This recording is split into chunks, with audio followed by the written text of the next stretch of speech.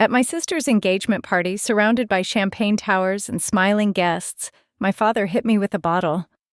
Why? Because I wouldn't hand over the deed to my $550,000 condo. Hi, I'm Celeste.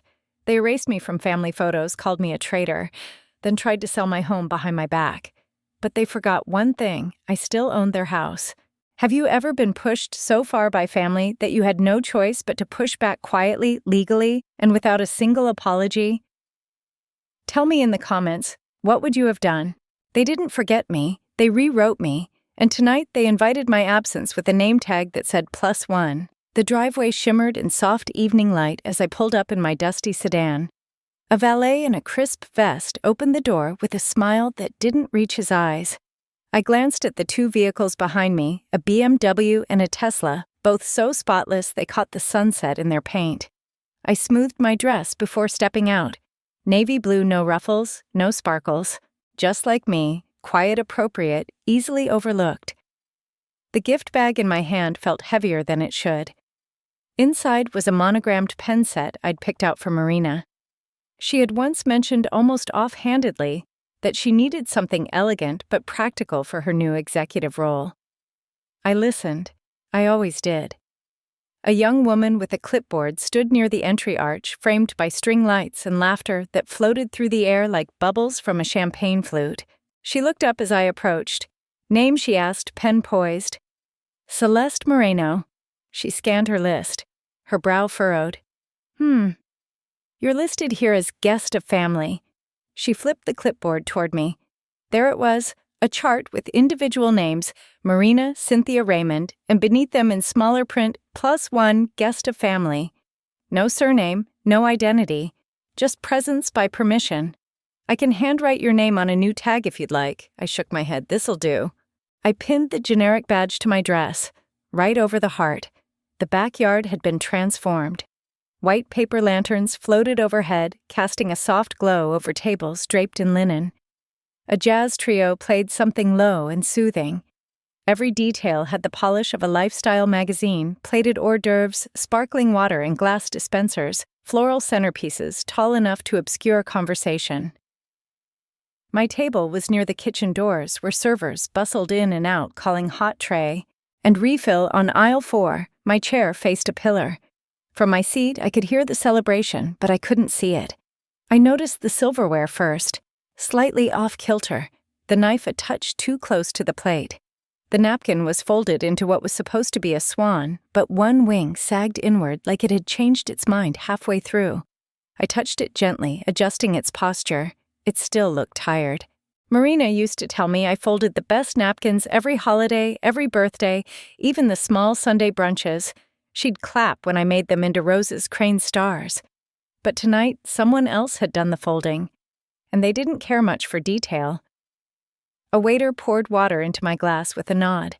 I lifted it, holding it between my palms. Cool, weighty, familiar. Voices bubbled around me. Someone toasted Marina's promotion. To the youngest regional VP in the company's history, someone else. She was born for this, and then Raymond and Cynthia must be so proud. I caught a glimpse of my parents across the patio, Mom in a floral wrap dress laughing, with a circle of well-dressed women. Dad stood with his arm behind her chair, nodding like a man who had built something from scratch. Neither of them looked my way. I stayed seated. I smiled when someone walked past, but no one paused to speak. It wasn't cold exactly. It was indifferent. Like I was furniture no one remembered ordering. A guest at the next table leaned toward me between bites of bruschetta. Are you with the florist team? I blinked. No. I'm Marina's sister. Oh. She smiled politely and turned away. I let my fingers trace the edge of the tablecloth. I had helped Marina set up her first client pitch deck when her laptop crashed the night before a big meeting. I'd Venmo'd her half my rent when she was between jobs. But none of that earned me a seat at the head table. Not even a name tag. I had once believed that family was a form of gravity. No matter how far you drifted, it would pull you back. But now, I wasn't so sure. The jazz softened. Lights dimmed slightly. A microphone squealed before settling. A voice smooth practice spoke into the air. And now a few words from someone who means a lot to this family. Celeste Moreno. My heart jolted. I hadn't prepared anything. No one had told me I'd be speaking. For a second I thought I misheard. But then all eyes turned toward me. The spotlight swept the crowd and landed on me. My chair scraped softly as I stood. I felt the pull of every gaze, the silent curiosity, the polite expectation. I adjusted my posture and stepped out from behind the pillar. The napkin swan behind me drooped farther, its wing bent inward like a bow. And I walked toward the stage alone. The lights weren't harsh, but they found me anyway. Warm and golden like candlelight, except there was nothing soft about being the center of attention when you didn't ask to be there. My heels tapped too loudly against the stone path as I walked toward the mic. The sound reminded me of a childhood recital where I froze before an auditorium and forgot every line of Frost's The Road Not Taken. Tonight felt worse because I hadn't signed up to speak at all. Marina gave me a quick smile as I passed. It didn't reach her eyes. Her fiancé was seated next to her hand, resting lightly on her back, his eyes politely blank. There was no speech card on the podium, no introduction, no cue, just me and the silent crowd waiting for something, anything that could wrap up the night on a meaningful note. I cleared my throat gently. Well, what a beautiful night. I began scanning the faces in front of me, and Marina, I offered her a glance. You've always had a gift for making rooms glow around you. A few guests nodded. One woman in a gold wrap leaned forward, smiling encouragingly. I swallowed. You've worked hard and you've earned every bit of, oh, come on, honey. Mom's voice sliced through the air like the clink of a misfired toast. Tell them. Laughter scattered across the crowd, uncertain but obliging. I turned slightly. Cynthia was standing now, still smiling, her champagne flute glowing in the light. Wouldn't it be just perfect, she continued sweetly, if you handed over the condo key tonight as a gift? My body stiffened. I blinked. Sorry. I said, not into the mic, just to her. You know, she went on as if we'd all been talking about this for weeks. That lovely condo in Raleigh, 2 bedrooms, right? And you're always traveling for work. You hardly use it. I heard murmurs, a few chuckles. Someone near the back said, She's serious, Raymond's voice boomed from the left. Come on, Celeste, it's just symbolic. Marina and Noah are newlyweds. It would mean the world. I looked at Marina. She wasn't surprised. Her expression didn't change. She just blinked, slowly. That's when I understood. This had been planned. The spontaneous speech, the spotlight, the build-up. All choreographed to land this ask in front of a friendly audience and 100 camera phones. They weren't asking. They were staging. My fingers tightened around the microphone. You're so generous, Cynthia added, her voice honey-sweet. This would just be a gesture. A show of family love. I stared at her, wondering if she'd practiced those exact words in the mirror. A server walked past behind me, the clatter of forks on a tray sounding louder than anything in the room. The air felt thick, hot. I could smell citrus from someone's drink, mingled with gardenia from the bouquet on the stage. All those years, the late-night calls. The loan for Marina's business license. The week I babysat Noah's goddaughter when Marina had food poisoning and no one else showed. None of that had made me part of their story, but this would. I looked out across the crowd. People weren't smiling anymore. They were waiting. I lifted the mic a little closer to my mouth. This wasn't agreed on, I said. Clear. Even. Unapologetic. Silence. No polite laughter, no follow-up. Just the soft sound of someone setting a glass down too hard on a table. And the sharp click of a phone camera. Cynthia's smile flickered, but she caught herself. Oh, darling, don't be dramatic, she laughed. We're just teasing. Raymond stood now.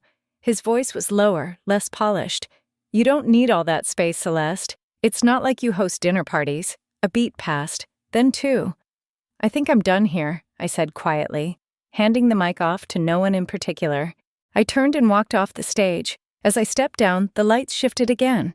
I blinked and caught sight of the dessert table, one long stretch of frosted cakes, candied nuts, and tiny ramekins with crème brûlée crusted just so. And at the end of that table stood Raymond. His hands were clasped behind his back. His jaw worked in slow, deliberate tension. One of his fingers tapped lightly against the neck of a half-empty champagne bottle. I paused. Not because I was afraid, but because I'd seen that expression before, years ago. In a kitchen. Over something as small as a burned roast. Marina was 5 feet behind him. She didn't step forward. She didn't meet my eyes. She adjusted the sleeve of her dress and looked somewhere to my left, pretending not to notice the crack forming in the performance. Someone behind me said too loudly, "Well, that got awkward fast." I didn't turn around. Instead, I walked slowly toward the dessert table, not for the food, not for the exit, but because it was the only direction that didn't feel like retreat. And I kept walking past my father's stiff posture, past Marina's absent gaze, past the clinking glassware and the murmurs trailing behind me like echoes that didn't belong to me anymore. Because whatever they'd rehearsed, I wasn't reading from their script. Not anymore. He didn't raise his voice, just his hand and the bottle it held. I saw it out of the corner of my eye, his fingers tightening around the neck, his shoulders squared in that familiar way, like a man about to deliver a lecture. The party around us continued pretending at least for a beat. The jazz trio hadn't resumed, but plates still clinked, and someone whispered something about coffee cake. When I was 12, I dropped Mom's glass serving tray. It shattered in the kitchen, and before I could apologize, Raymond had already snapped. "You don't deserve things you don't protect." That sentence hit harder than any slap could have, but tonight, he didn't speak first. He just acted. The swing came faster than I thought possible. A blur of green-gold glass. The dull edge caught me just above my temple, loud, but not sharp, more like the thud of heavy fruit dropped onto tile. I didn't fall. I stumbled back, a hand reflexively rising to the side of my head. The warmth came before the pain. A slow, seeping pulse that told me something was very wrong. For a moment, the party went quiet. Gasps punctured the air like static. Someone dropped a spoon. I heard a phone camera click, not in panic, but habit. Like it was just another wedding dance or toast they didn't want to forget. I didn't scream. I couldn't. Cynthia was the first to fill the silence. She embarrassed us. She snapped like I'd spilled wine on the carpet. All of this, everything we've done, and she chooses tonight to act like this. Blood was in my eye now. It blurred one side of the room, but the rest remained sharp. The chandelier above the dessert table reflected dozens of tiny fractured lights on the marble. My dress, pale blue, had turned a blotchy rust near the shoulder. No one moved. Marina stood behind a pyramid of champagne flutes, her hands folded neatly in front of her stomach. Her mouth was drawn into a faint line. I waited for her to say something, to call my name, to ask if I was okay. But all she did was glance down, like maybe if she didn't see me, none of this was real. I bent slightly, pressing my palm against the wound. It was slick, but the pressure helped. Still, everything inside me felt like it was unspooling. Not from the blow, but from what didn't follow. No one stepped forward. Not one person offered a hand. Jonah, my cousin from Dad's side, stood with a plate of carrot cake, face pale. "Should someone call the police?" he asked. But even he didn't move. I straightened slowly, teeth clenched to stop the tremble in my legs. Cynthia looked me over, once shook her head and took a sip from her champagne flute like she was watching a disappointing movie. "We gave you everything," she muttered. "This is how you repay us." I walked. Out of the dessert tent, past the patio, through the stone arch and into the driveway where valet boys avoided eye contact. I pulled out my phone with fingers slick from blood and tapped the Uber app. A Prius pulled up 3 minutes later. The driver, a man maybe in his late 30s wearing a Carolina Panthers hoodie, looked at me in the rearview mirror. His eyes paused at my temple. "You okay, ma'am, hospital?" I said quietly. He nodded, and we didn't speak again. The ER smelled like bleach and sadness. Not the dramatic kind, just the quiet resignation of people sitting alone with paperwork and ice packs. The nurse at the triage desk gave me a gentle look. Her voice was soft but practiced, like she'd seen this kind of thing before. "Did someone come with you?" "No," I said. "Just me." She didn't ask more, just nodded. A few hours later, I sat on a stiff cot with gauze wrapped around my head, waiting for discharge. I'd lied and said I'd tripped because the truth required paperwork I didn't have the energy for yet. They offered me a prescription for the pain. I declined. What was hurting couldn't be numbed with anything from that cabinet. By the time I got to my friend Shannon's apartment, the sky had gone pale. She'd left the porch light on and a towel folded neatly at the foot of the couch. I didn't wake her. I didn't explain. I just cleaned the blood from my hair and crawled into the borrowed sheets. I stared at the ceiling for what felt like hours. I didn't cry. I didn't text anyone. It wasn't grief. It wasn't even shock. It was something colder understanding. Morning came with the dry hiss of the apartment radiator clicking on. I sat up slowly, wincing at the soreness in my jaw. The gauze itched. I reached for my phone on the nightstand, intending to scroll something mindless. But the screen was already lit.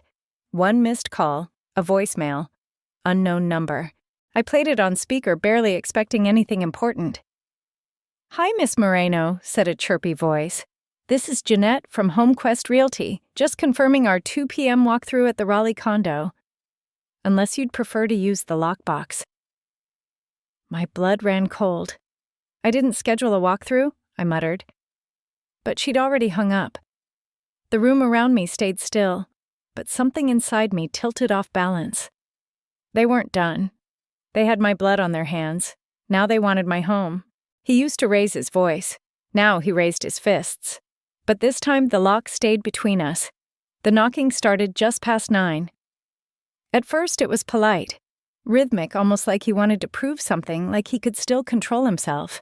Shannon and I looked at each other from across the living room, her hand frozen near her tea mug. I knew that knock. I knew the pattern of it, the way it pressed urgency into drywall and expectation into bone. My father didn't knock often, he announced. When the knocking turned to pounding, Shannon stood up quietly and flipped the latch above the deadbolt. Her other hand found my shoulder. I stayed sitting, both feet flat on the floor. The hallway beyond the apartment door was dim, lit by a flickering bulb that buzzed with every surge of old wiring. Outside, snow fell in lazy sheets, the kind that blurred street lamps into watercolor. Celeste Raymond's voice thundered down the corridor. "You think this is justice?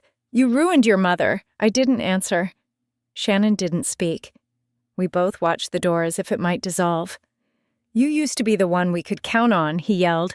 "Now you've turned into a stranger with lawyers and locks." I reached for my phone without looking away from the door.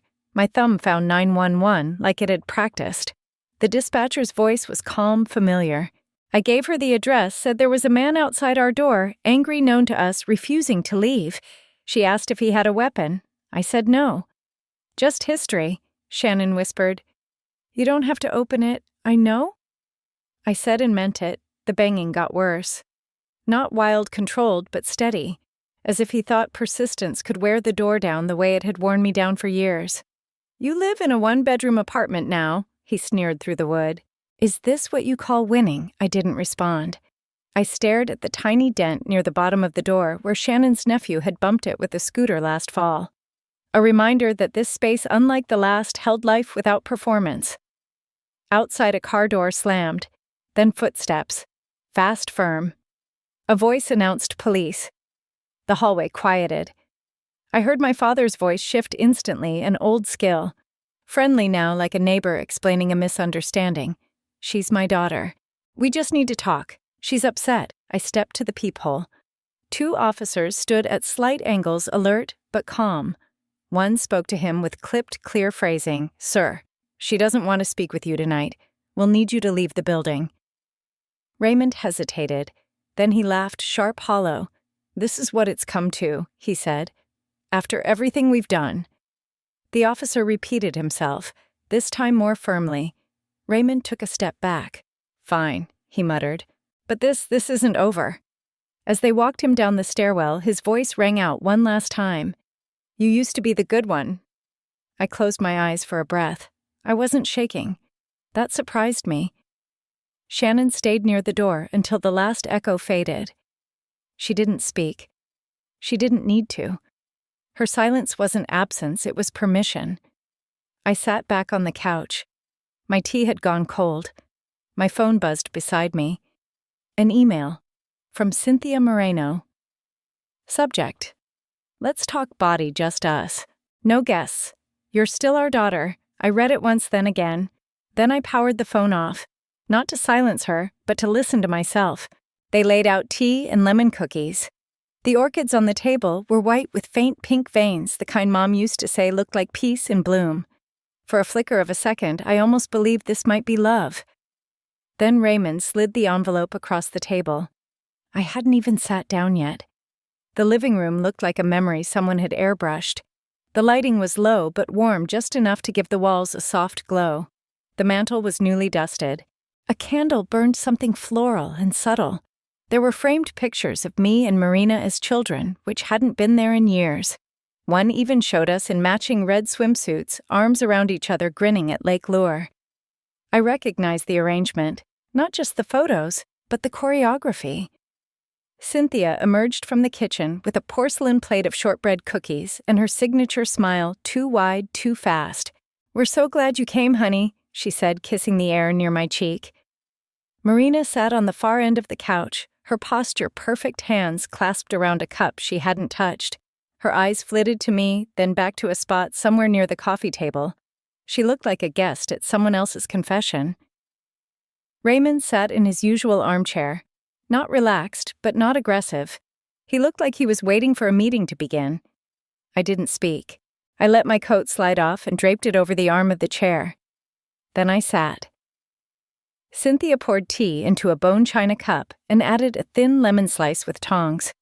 The saucer clinked softly as she set it in front of me. "This is just a conversation," she said. I waited. Raymond cleared his throat. He leaned forward, placing the manila envelope gently on the polished wood between us. "We've been thinking," he began, "about how to avoid misunderstandings.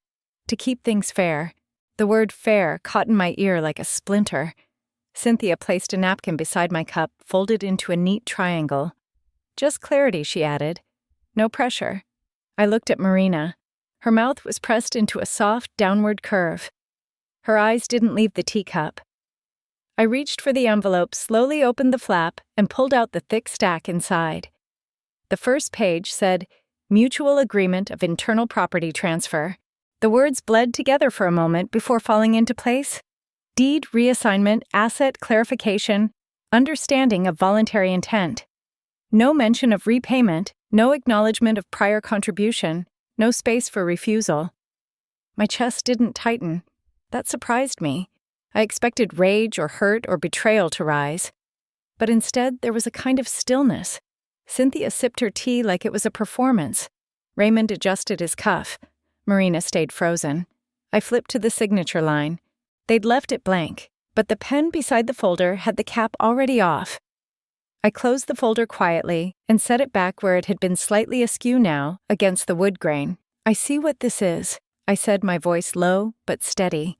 "You cleaned the house, lit the candles, printed the old photos. You found the cookies I used to eat after school. And you think all of that makes this something other than what it is." Cynthia tilted her head.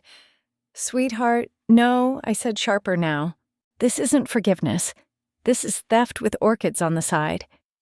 The silence that followed was different. Not cold, not even angry, just hollow. Like someone had opened a window and the illusion had slipped out into the night air. I stood. No one moved. Raymond didn't try to justify. Cynthia didn't reach for me. Marina looked down at the floor. I picked up my coat, folded it over one arm, and walked to the door. As I pulled it open, I paused. A sliver of lemon from the teacup sat on the edge of my plate, untouched. Mom once told me when I was 16 and refusing to apologize for something I hadn't done, "Don't ever let pride ruin peace." I had carried that line longer than I should have. But now I understood real peace doesn't ask you to surrender your name with a signature. I stepped out into the cold. In the car, I turned the ignition and watched the dashboard flicker to life. My phone was on the passenger seat. One new text lit the screen. "To Eli, file everything. I'm done." I thought closure would feel like fireworks, some great exhale, a bursting sky, but it felt more like folding laundry. Quiet, practical, with the door finally closed. The house was nearly empty when I arrived. Movers had cleared most of it the day before. The hallway echoed faintly with my footsteps, and dust floated in the warm shaft of spring sunlight that stretched across the living room floor.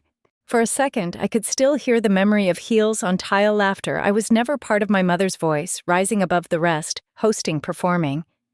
But now there were no more performances, just silence and light, and a long list of things that no longer belonged to me. I walked through the familiar rooms with slow steps. The scuff on the baseboard in the kitchen was still there, the scratch on the hallway closet door, little remnants of a life that had always treated me as if I were just passing through. In the far hallway beneath the stairs was a narrow cabinet no one ever used. I opened it half out of habit, half out of instinct. Inside was a plain cardboard box. No label, no tape. I carried it to the kitchen island and opened it slowly. On top was a napkin. Pale ivory linen creased in the unmistakable shape of a swan, one wing slightly sagging, the same one I'd straightened at Marina's party. The same one I thought had been discarded with the rest of me. Beneath it, a photograph. I was 8, standing on a school stage front, teeth missing, clutching a foam volcano I'd built for the science fair. No one else in the photo. Just me, mid-smile, lit by gymnasium lights. I didn't even remember anyone taking the picture. Tucked between the photo and the side of the box was a folded slip of paper. Typed. This was never your home anyway. No signature, no flourish, just finality. I folded the napkin again carefully this time and placed it back on top of the photo. Then I closed the box and walked out the front door without locking it. It wasn't mine to protect anymore. Back at my condo in Raleigh, the sun filtered through the kitchen window, catching the rim of a potted basil plant. I opened the box and set the napkin at the center of my table. No centerpiece, no celebration, just something quiet. Mine. Later that afternoon, the mail arrived. In the stack was a cream envelope with familiar handwriting, Marina. Inside was a baby shower invitation, soft colors, polite fonts. At the bottom in her handwriting, a single line, "You deserved better. I'm sorry." No justifications, no requests. I placed the card in the drawer beside my extra pens and closed it softly. Some bridges aren't meant to be burned, but they don't have to be crossed again either. That evening, Shannon came by with a tray of warm pasta and a new orchid she'd found at the farmer's market. "You need more green in here," she said, placing it by the window like it belonged. We ate slowly barefoot at the table. Talked about books, not families. She poured the wine. I lit a candle. And somewhere between the second bite and a shared laugh about her coworker's online dating misadventures, I realized something. I wasn't waiting for the next apology. I wasn't bracing for the next blow. When she raised her glass, I met her halfway. "To building our own tables," I said. She smiled, and never begging for a seat again.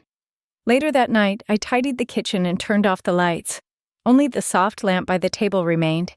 The swan napkin sat quietly in the center, lit by a gentle ring of amber glow. I didn't need to explain it to anyone. It was enough that it was still there. The light spilled softly across my table that evening, catching the gentle folds of the swan napkin. It didn't shine the way it used to, but somehow it meant more now because I had chosen to keep it. There was no applause, no final confrontation, just peace and the knowledge that I had reclaimed something quietly powerful myself. Sometimes the hardest part of healing isn't walking away, it's choosing not to go back, even when the door opens again with flowers and apologies. We're taught to sacrifice for family, to keep folding ourselves smaller for the sake of harmony. But real love doesn't ask you to disappear. It makes room for you to be whole. If this story reminded you of something in your own life, a moment you stayed quiet, or a time you stood up, at last, I'd be honored to hear about it. Feel free to share your thoughts in the comments. And remember, we don't always get to rewrite the past, but we can choose how our story continues.